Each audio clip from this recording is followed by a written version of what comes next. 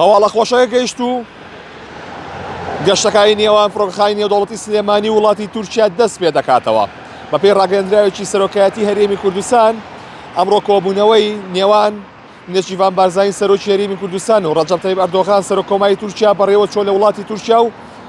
تیایدا بڕیار لەسەر دەستپێکردنەوەی گەشتەکانی نێوان فڕۆکەخانی نێودەوڵەتی سلێمانی وڵاتی تورکیا دراوە لەلایەن سەرۆکۆماری تورکیاوە و کە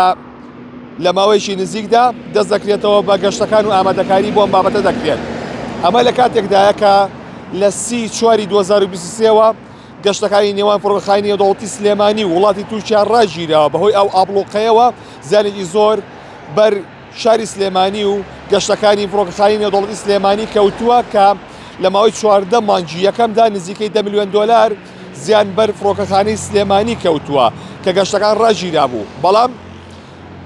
دکتۆر هەڤاڵیش باسی لەوە کردووە کە ئەوان خۆیان ئامادەکرد بوو کە سێی ئەم مانگە گەشتەکان دەست پێ بکاتەوە و لە ئامادەکاریدا بوون، بەڵام ئابڵوقەکە درێژ کرایەوە. بەڵام لە کۆبوونەوەکەی ئەمڕۆی سەرۆکی هەرێم و سەرۆکۆماری تورکیادا بڕیار لەسەر بابەتی دەستپێکردنەوەی گەشتەکانی فڕۆکەخانی نێودەوڵەتی سلێمانی و وڵاتی تورکیا دراوە و لە چەند ڕۆژی داهاتوودا